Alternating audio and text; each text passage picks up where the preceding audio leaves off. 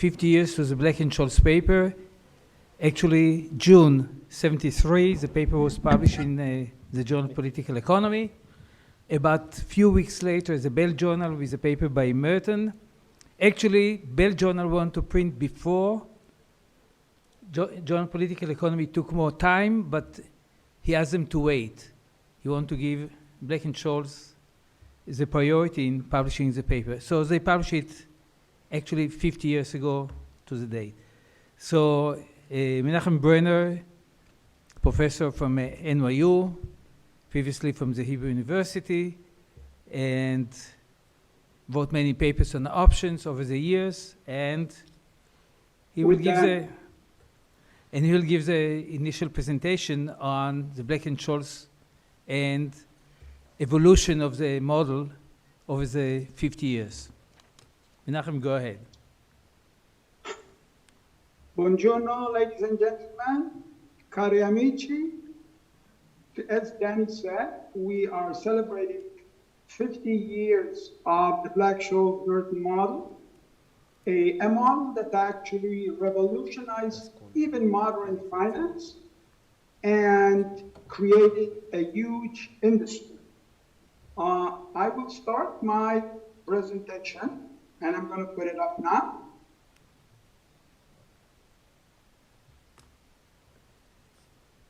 And let me put on. Yes, we see. Yes, we see it. Okay, you see it? Yeah. Yeah. So my presentation, the type is general, the ultimate financial innovation, which I believe is the case. Unlike other people who, one of the famous Fed chairmen who said that the cash machine is the ultimate innovation, but he just didn't understand about the options.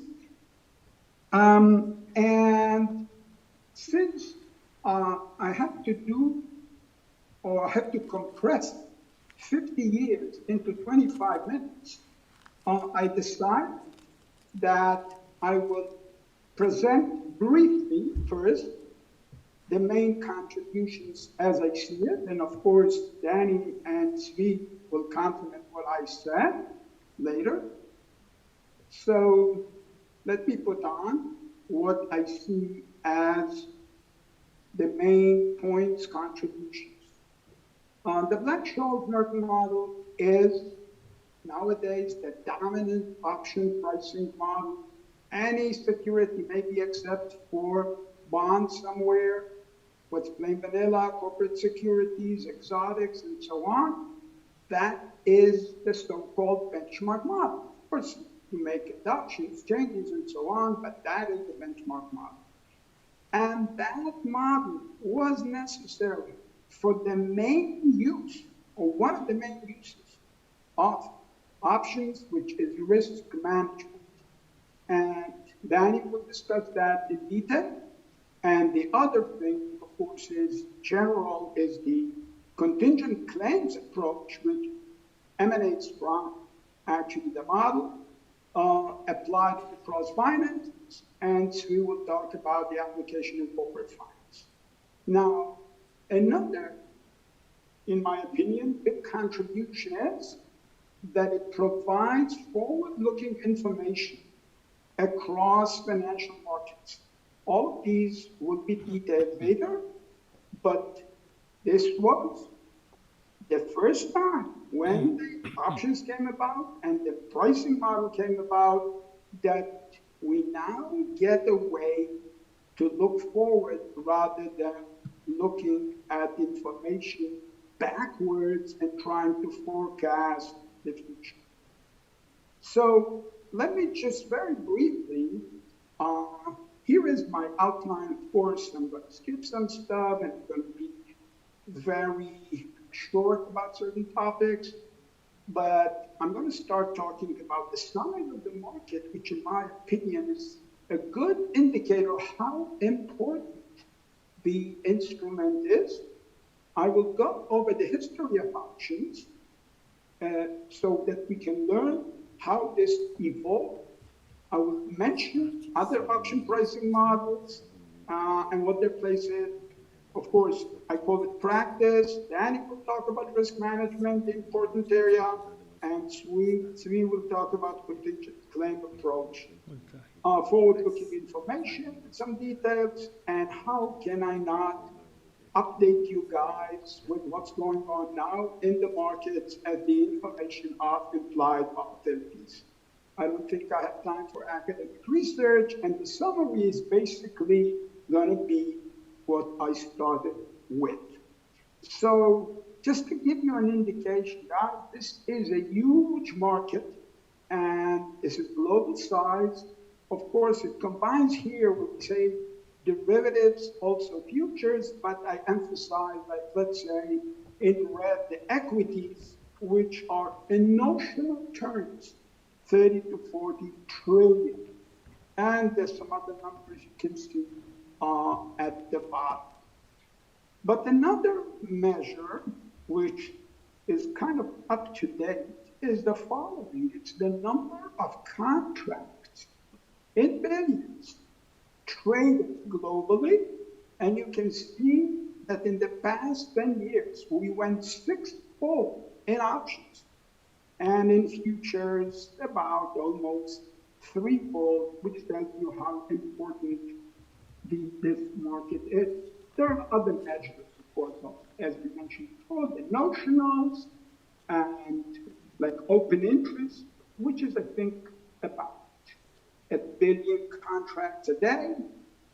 And another one is an interesting measure, which is called the put-call ratio, gives us an indication to what extent is it being used by retail and institutions, when many institutions will be using it for hedging.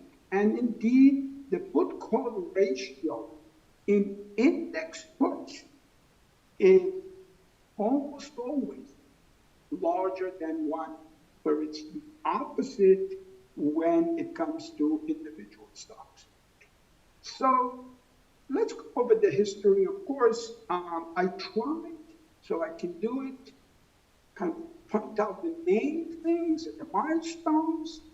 So you will see wherever it's red or blue is important or more hard to say. I don't want to go over, of course, the past history. We go back to Aristotle mentioning options. But I mentioned Joseph de la Vega because it's a book you guys can read. And it comes out by the MIT Press. So they're all about volatility, the use of options. Here is an interesting one that I found out a few years ago, and yesterday I reminded myself, is there was a guy in the 19th century by Russell Sage who uses hedging, who uses put-call parity the way we know, and you already get the elements of pricing of individual options.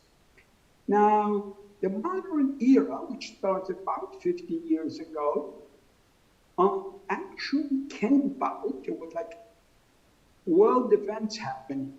The fixed exchange rate system after Bretton Woods collapsed, and we moved from fixed to floating. Hey guys, we now have volatility in the foreign exchange market. Then we get the increase in inflation and volatility of inflation because mainly oil prices, and also volatility of interest rates. So now we get a demand for hedging, for risk management. And then comes 1973, and actually the CBOE, from what I understand, has started toying with the idea like several years earlier. And all of this comes together, we get the model published, as then mentioned.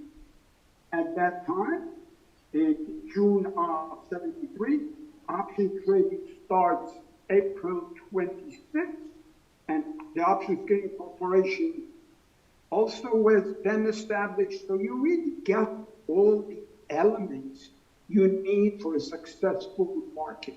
You get a central marketplace, you get rules and regulations, and you get a pricing model.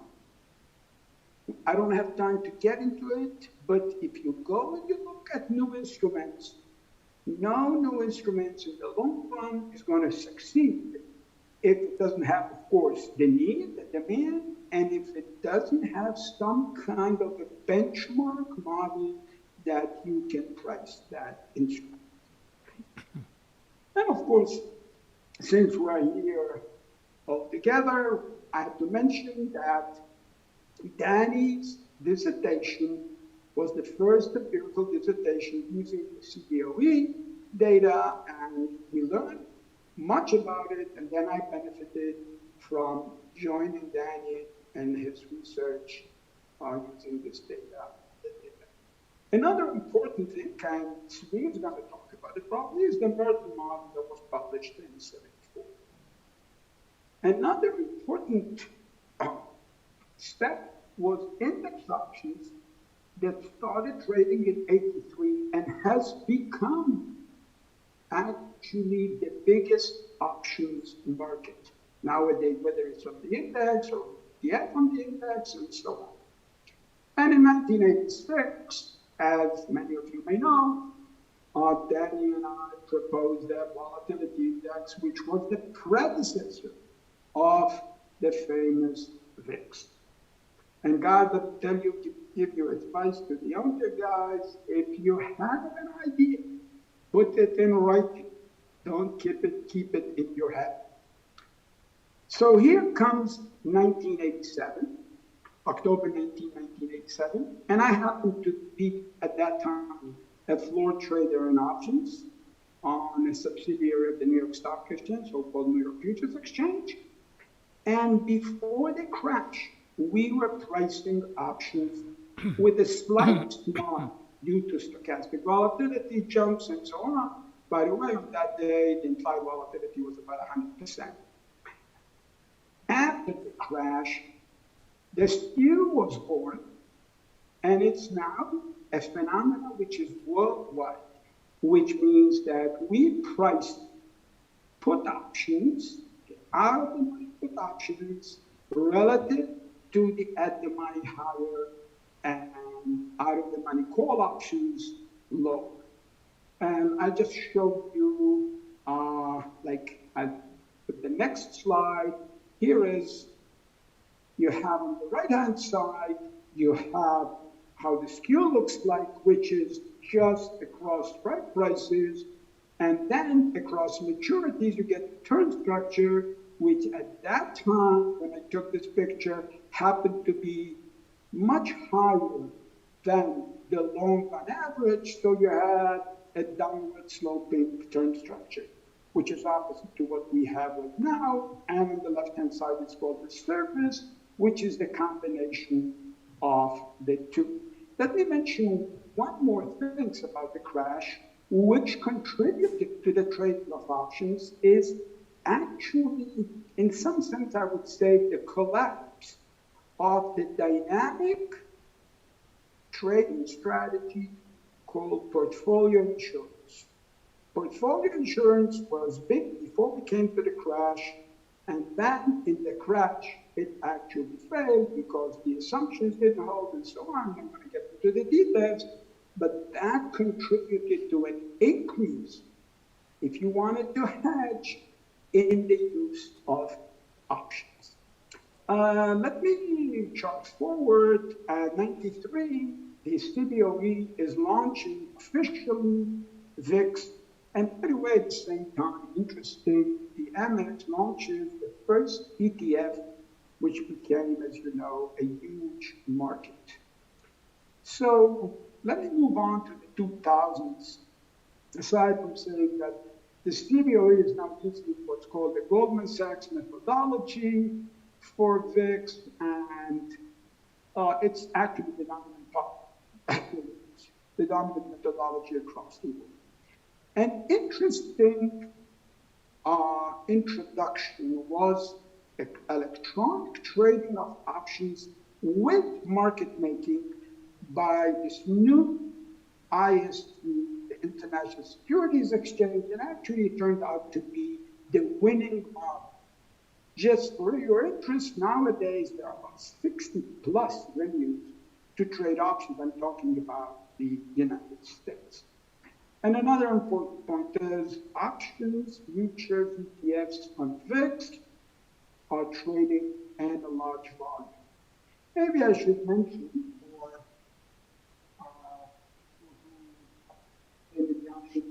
we don't hear you.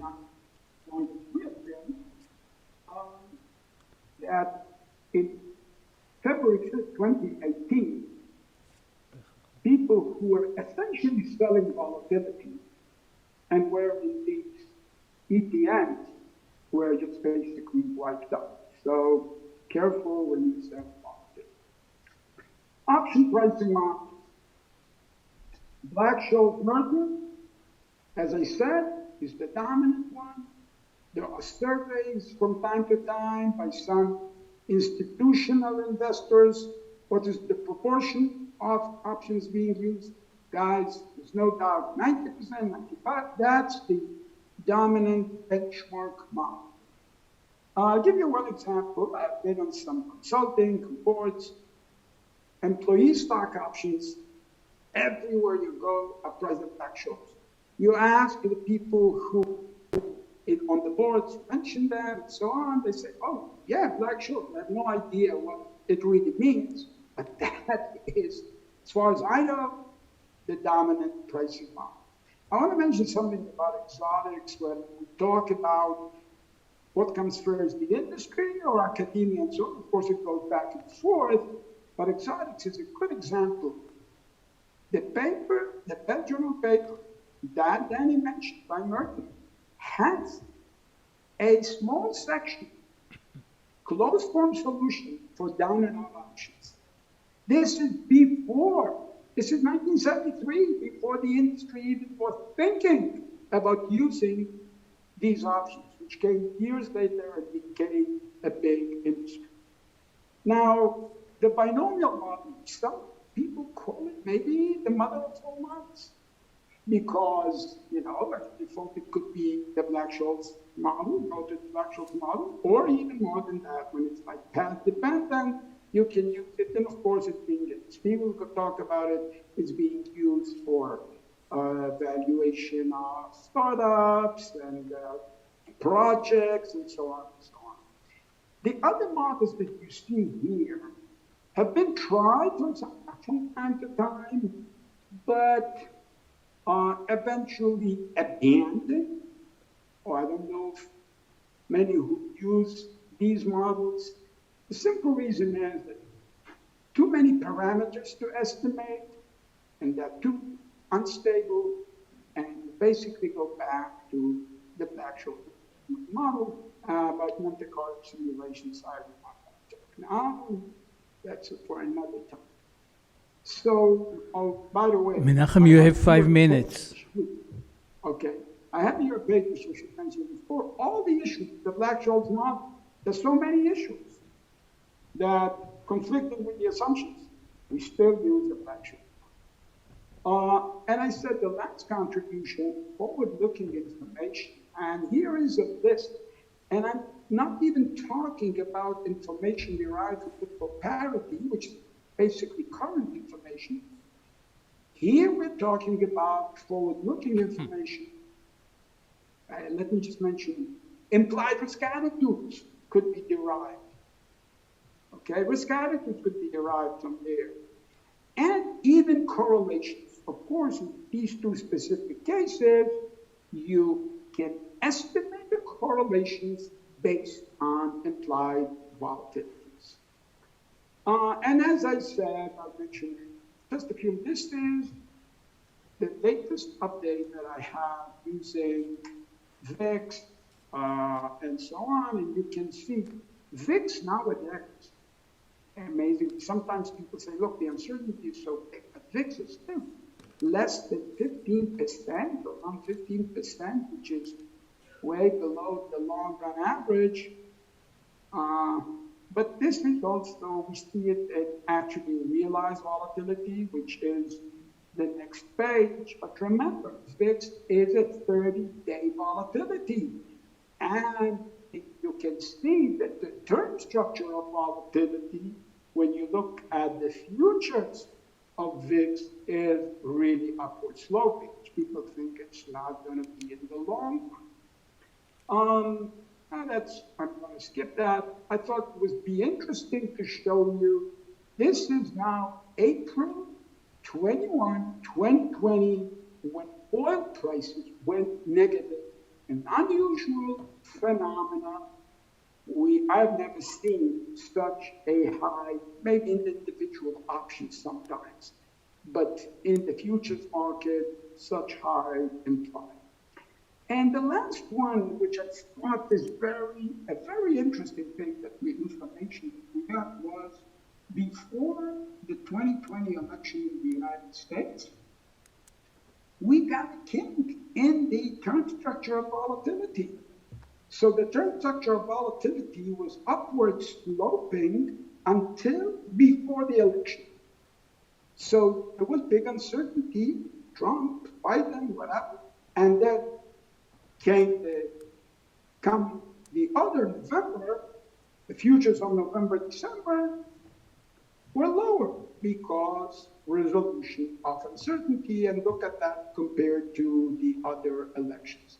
So this is interesting information that you could have never derived without options, and actually this is based on the actual model because VIX is computed from there, and futures are and options are traded on it. So I'll leave that talk about research for next time, and I'll just stop sharing and just say, guys, let's go back to the page of the summary at the beginning. The contribution of the Black-Scholes model is overwhelming in basically all areas in finance and maybe in business in general, even beyond finance. So this is an important area. I don't know of any area in economics that we have a model which is so dominant, so affecting the area in economics. And I will now turn the floor to my friends, colleagues, Danny and Zvi. And I'll be sitting back with it. Thank you very much. Questions later on, I will entertain. Yeah. Thank you. We'll have questions at the end of the session. Thank you very much. And only to mention that Menachem is now engaged in research on ambiguity, which is a second sort of the VIX, the volatility of the VIX as an indication of the ambiguity. So let me, just because he's serving as a moderator now, I'll take for a moment the role of moderator to present Professor Dangalai.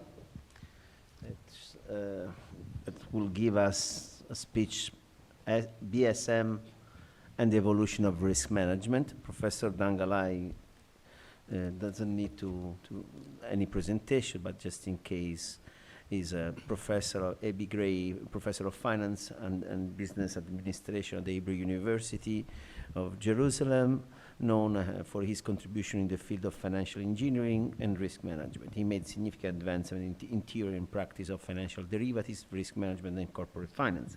Some of the notable aspects of Professor Dangalai's works comprehend the co-creation of the VIX index together with Menachem Brenner, risk management and derivatives in general, corporate finance, capital structure, corporate risk management, real option, financial innovation, among the other. Please, Danny, the floor's Thank you very much. We have 25 few minutes. personal notes. It's really exciting after 50 years being involved in research on options. But first of all, I have to mention that my great uncle was a professor in Florence in 1910, and later on he was among the founders of the Hebrew University. So that's a connection that we make. Okay.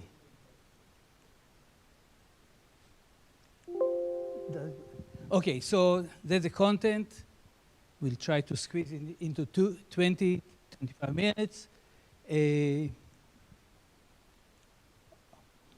Going the wrong direction. Okay, so first of all, you should know that research in options started before Black and Scholes. And actually, if you look at the paper by Bones, and again, one note that I forgot to tell you, Mario Scholz was supposed to talk to you, but because of timing schedule, he's now flying from Singapore to California, so he couldn't attend it.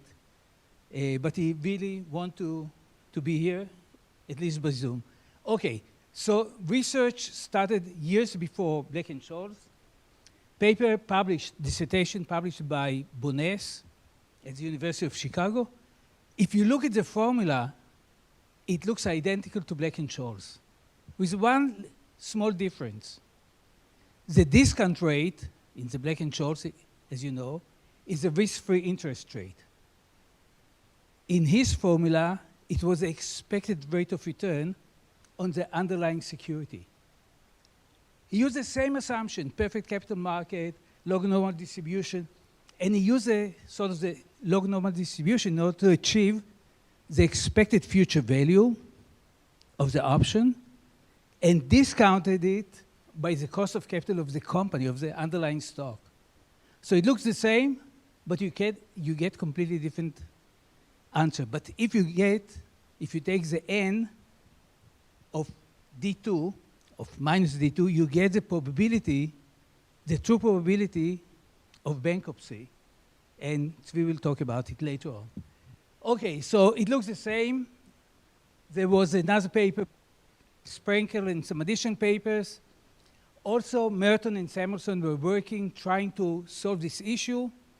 It was really the breakthrough of Black, Scholes to some extent, and Merton doing the hedging. You see, the problem is when you take the discount rate, like Bones did, it's a mistake. It's not the discount rate for the option is not the discount rate for the underlying stock. That's what he assumed, Bones.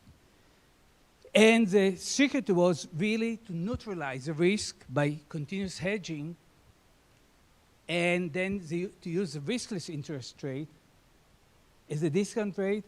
And they got the hint from Merton and some other mathematician at MIT, to use a heat transfer function in order to get the closed forms solution. And that was really the major breakthrough. Okay. I was fortunate enough to be at the right place at the right time, writing my dissertation at the University of Chicago. And when I found an obscure dissertation in 1970, 71, which attracted my attention to options. Nobody was talking about options at that time. I'm talking about 1970, 71. And it so happened that I wrote a paper on put-call parity. We got data from Hans Stoll, who did the first paper on put-call parity. We did the empirical study.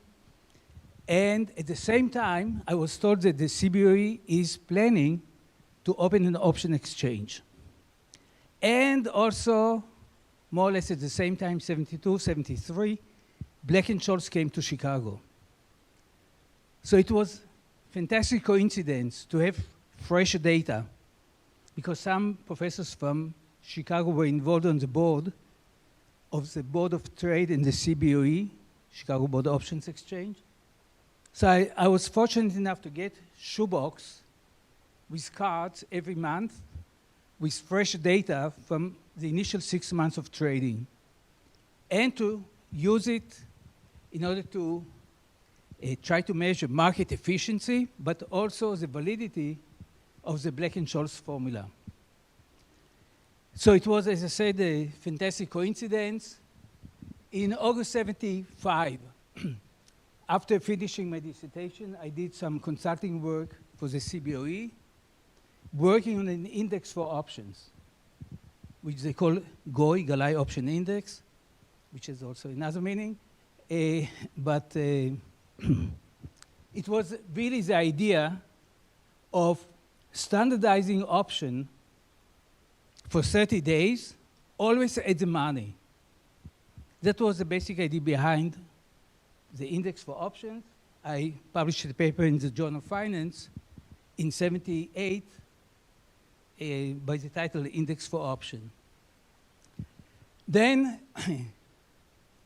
in the early 80s, as Menachem mentioned, in '83, they start trading options on the index, on the Standard & Poor's 100.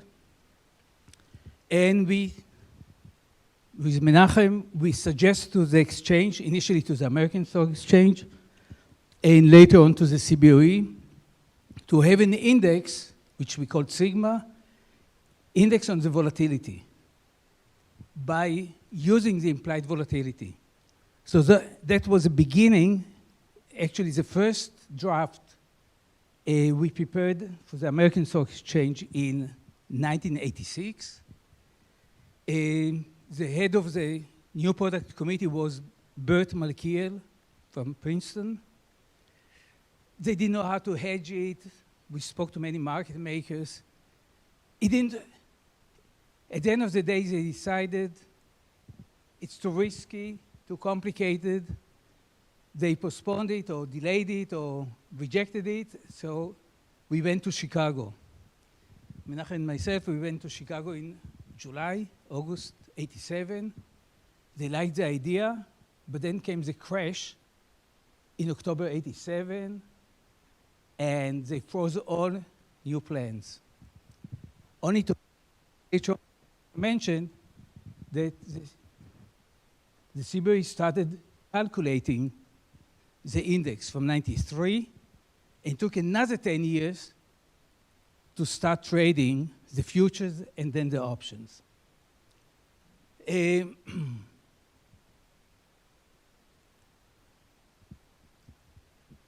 Okay, now Menachem mentioned also the history, so most of you weren't born at that time, so you should refresh course on history. Actually, from at the end of World War II, Bretton Woods Agreement, fixed exchange rates. Also, the monetary policy was to fix interest rates. There was hedging, no need for hedging. Actually, hedging and costs incurred by the taxpayers. It all changed toward the end of the '60s. United States went off the fixed exchange rate. The disciples of Milton Friedman came to Washington, D.C., and they started to change the policy to fix a money supply, 4% of Milton Friedman, to those that studied Milton Friedman, to allow interest rates to move as the price of money. So suddenly, in the beginning of the '70s, FX, foreign currencies, were pretty volatile. Interest rate was volatile, and then commodities from '73 on became very volatile. So the title in Business Week was A Casino Society. But the markets reacted by opening many exchanges. So the first exchange was the CBOE. But immediately after it was the EOE in Amsterdam, then in London, Paris, New York, and within about 10 years, more than 100 new exchanges were opened all over the world. So that was a response of the market to the increased volatility by proposing instruments to volatility, on uncertainty in the different segments of market risk. And in parallel, the OTC market grew, Menachem also mentioned it, up to $700 trillion before the GFC.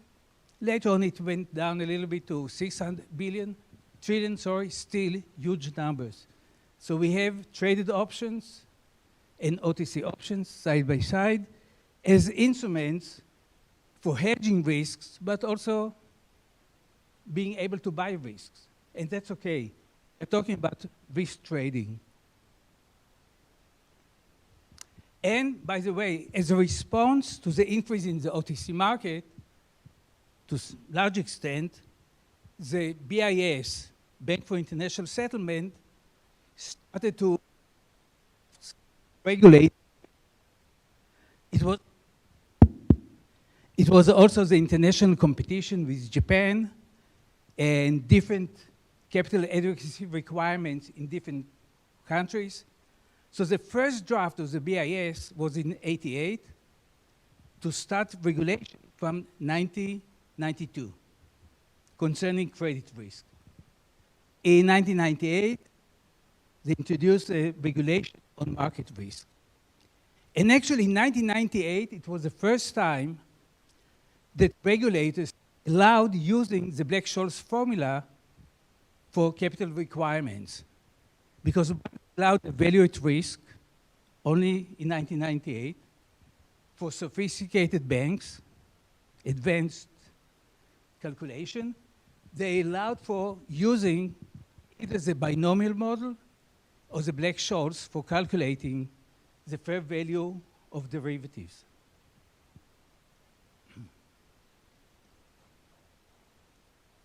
Okay, so when we buy any instrument, financial instrument, real estate, whatever, we buy a distribution, future distribution of values. And what options are doing simply is slicing the distribution. Slicing in such a way that we can trade each part of the distribution that we would like to. And with strategies, we can also manipulate or take some parts of the distribution and get rid of the rest of the distribution. So it was really, that was a breakthrough, the ability to price slices a given distribution.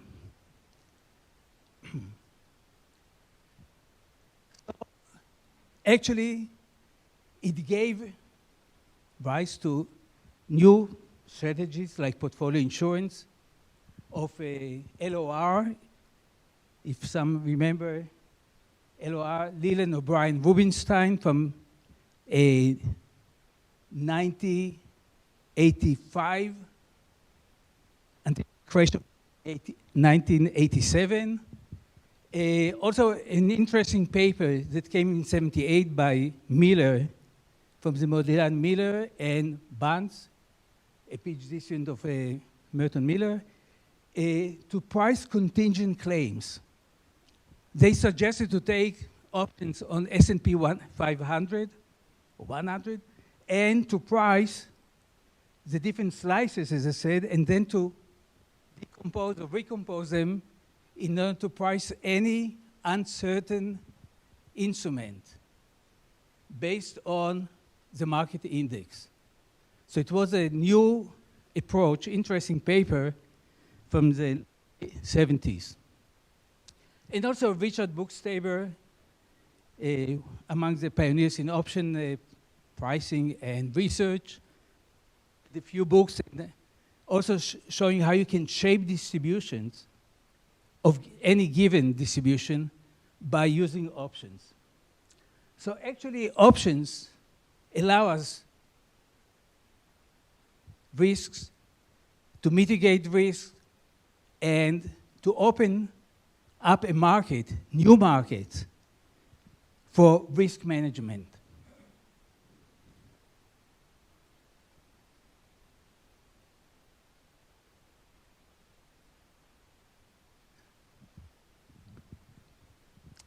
So as I said, Mark Rubinstein and Leland from Berkeley took the idea of insurance and proposed a new program in 1985, very interesting, for insurance to pension funds. They told pension funds, consistent with a utility function of your saving partners, okay, by truncating the tailed distribution. But since pension funds are long-term funds, so they proposed to create put options for 3 years. They were not, you couldn't trade on the exchange options for 3 years. Options were up to 9 at that time. Okay, so what they did synthetic put options by using the Black-Scholes formula and by trading futures using ND1, the parameters from the function, to create synthetically a put option in a dynamic strategy. They were careful not to call it insurance, but they called it dynamic hedging strategy. It worked beautifully well until the crash of '87 in October, when the market fell in 1 day by 22%. What happened then? And by the way, volatility went to 100% annualized. See, they were not in insurance program, but dynamic hedging. In the contract, they wrote that they will maintain it as long as the market is not moving by 7% up or down. Since it went by 22%, they stopped the program.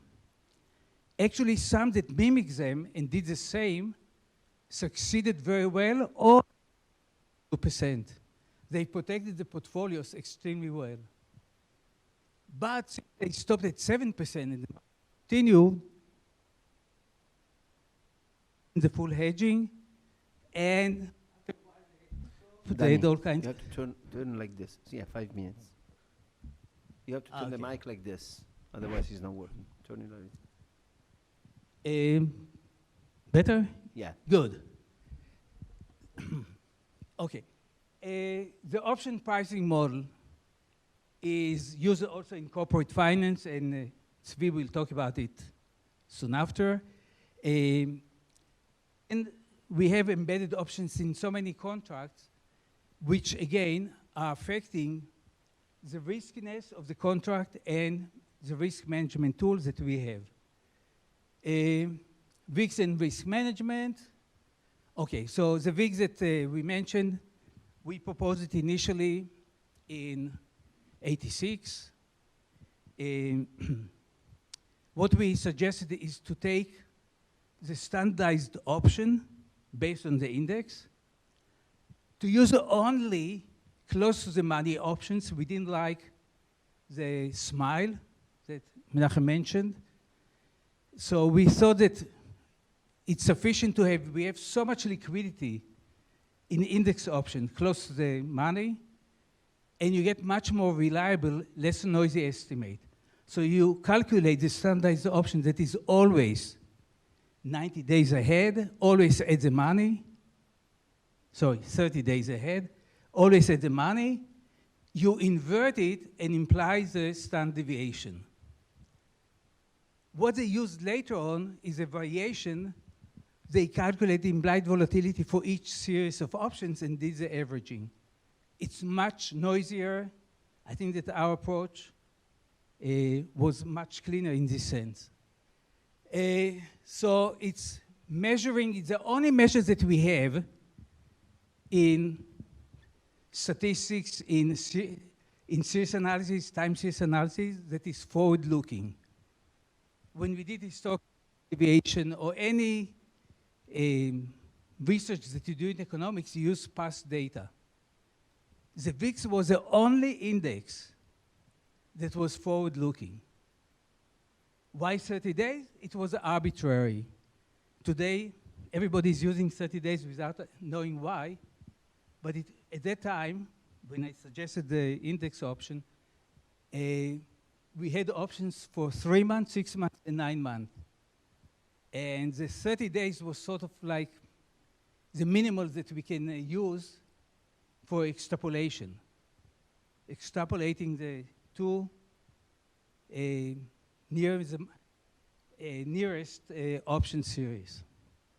Okay.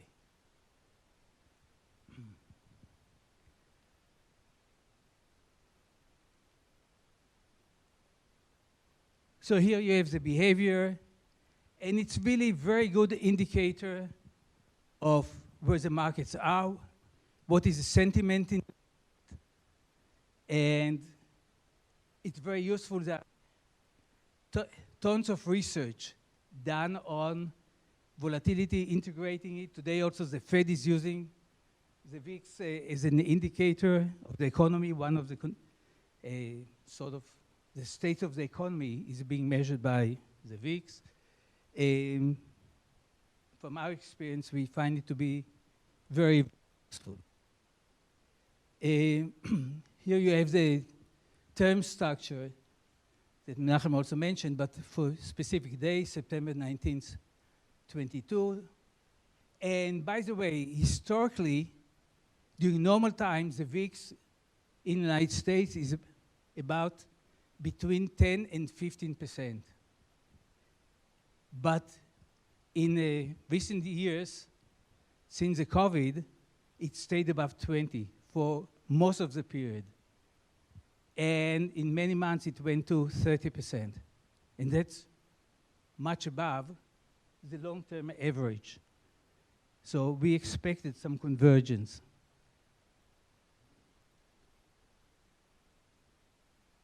Okay, the last one, we'll talk about regulation and accounting. And again, it's the usefulness of the option price model for pricing financial risks. And as I said, it's acceptable by the BIS for bank regulation for determining how much capital banks must hold against market risk. It's also, to some extent, acceptable under Pillar 2 of BIS for credit risk, so we will talk about.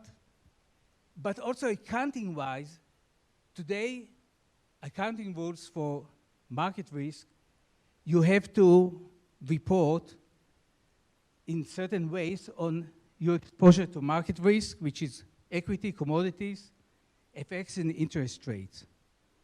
And many corporations, if you look at the report, the annual report, you'll find that they provide the value at risk of the option position as part of the reporting.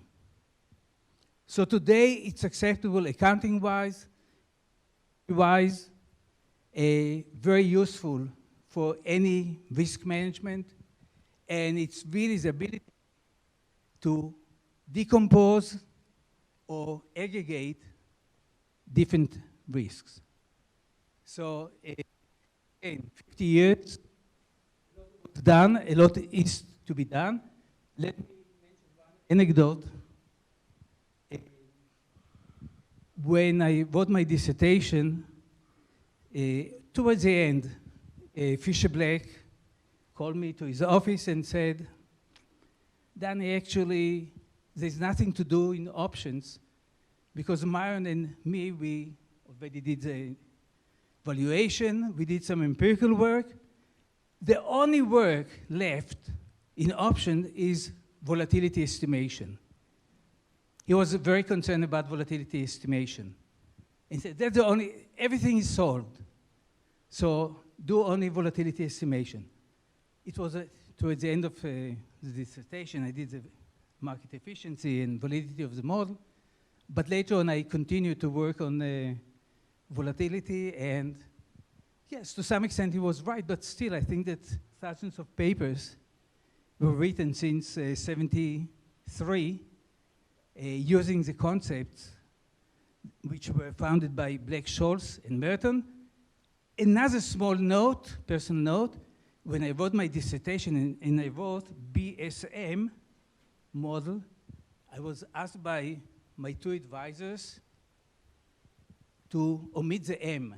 They said, the M is out, it's only BS.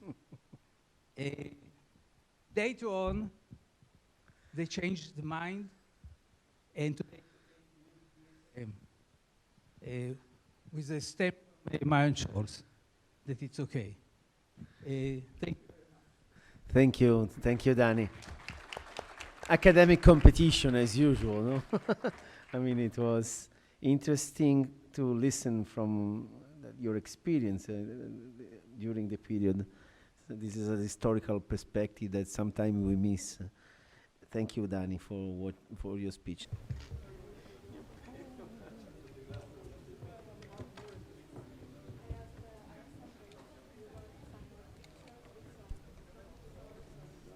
היה בסדר.